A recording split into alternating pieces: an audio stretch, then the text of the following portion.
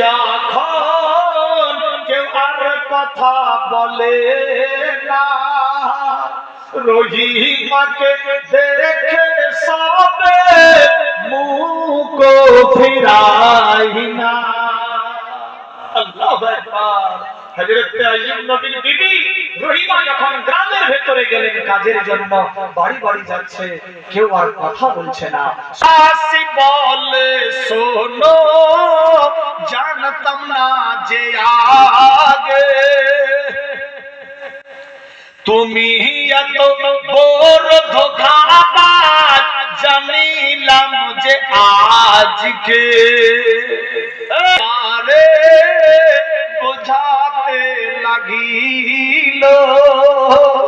ও গো চাচা দাদি আম্মা বাপু বেটা ভাই সবাই যে শোনো, বেমার নাই গো আমার ধরে, বেমার নাই গো আমার ধরে, ভয় করো না তোমরা যে কি ঘটনা ঘটেছিল আইয়ুব নবীর জীবনে। মা রহিমা বললেন, শোনো গো, তোমরা যার কথাই লাফাচ্ছ, দেখো আমি আমার স্বামীর সঙ্গে সব সময় থাকি। আজ 16 বছর ধরে স্বামীর খেদমত করি, আজ পর্যন্ত আমার বেমার ধরেনি। আমি যেমনি কারবানে আছি, আমি রাত দিন আল্লাহর কাছে দোয়া করি, আল্লাহ আমারে সুস্থ রাখো, বেমারি দিও না, যাতে আমি স্বামীর খেদমত করতে পারি। আল্লাহ গো, আমার স্বামীও বেমারি, আমিও যদি বেমারি হয়ে যাই, তাহলে আমার স্বামীর কে দেখভাল করবে, আমার দেখভাল কে করবে? আয় আল্লাহ, চোখের পানি ফেলে ইবলিস শয়তান ছদ্মবেশে দরবেশ যে সাজে।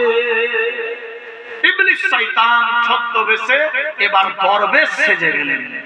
একজন ফকির দরবেশ সেজে ও বুঝতে পেরেছে এই দিক দিয়ে রহিমা যাবে আর আসবে। মনে মনে ভাবে মেয়েটাকে হাতে করলে সাকসেসফুল হবে। দরবেশ ইবলিস শয়তান মনে মনে ভাবছে, আরে বাবা আদমকে আমি হিলাতে পারছিলাম না, আমি মেয়েটাকে হাতে করেছিলাম মা হাওয়াকে।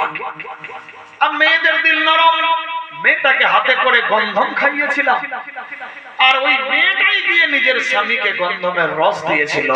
তারপর আল্লাহ জান্নাত থেকে বের করে দিয়েছিল। 2 বছর আগে বাবা আদম মা হাওয়ার জীবনী হচ্ছিল এই জায়গাতেই, শুনেছেন ইনশাআল্লাহ। কাঁদছো কেন তুমি, দুঃখ যত আছে তোমার বলো গো এখনি, রাস্তা তোমায় বাতিয়ে দেব, রাস্তা তোমায় বাতিয়ে দেব, পেছন থেকে হবে আসান। কি ঘটনা ঘটেছিল আইয়ুব নবীর জীবনে।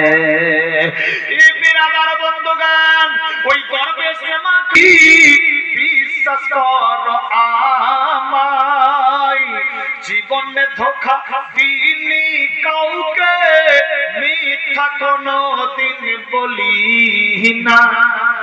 বেটি, জীবনে কাউকে ধোঁকা দিনি, জীবনে মিথ্যা কথা বলিনি, যা বলবো সচ্চা। তোমাকে কি দেখে মনে হচ্ছে না যে আমি একজন ইমানদার মানুষ? বলো বেটি, বলো কি হয়েছে তোমার? একে একে রহিমা বলতে লাগলো সবই, একে একে সব কথা বলতে লাগলো।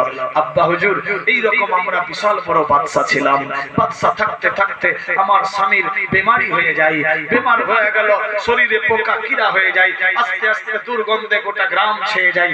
এক কথায় সব ঘটনা শোনাচ্ছে। গ্রামবাসী আমাদেরকে বের করে দিল। আমি স্বামীকে নিয়ে চলে আসলাম জঙ্গল মহলে।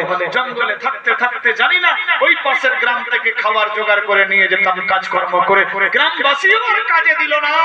আমার স্বামী বিশাল অসুস্থ।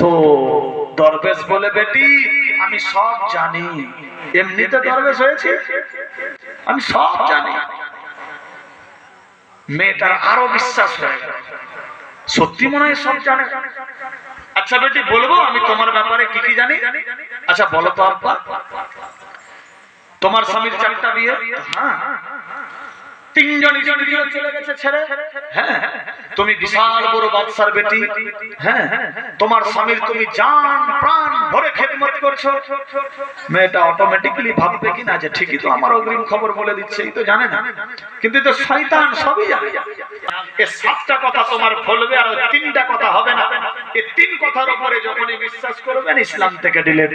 এজন্য বলে গণনা বেরাদার, বুঝো না, বুঝতেও হবে, আবার মানাও করেছে বেরাদার। যাই হোক সেদিকে যাচ্ছি না, আল্লাহ বুঝার শক্তি দান করুক।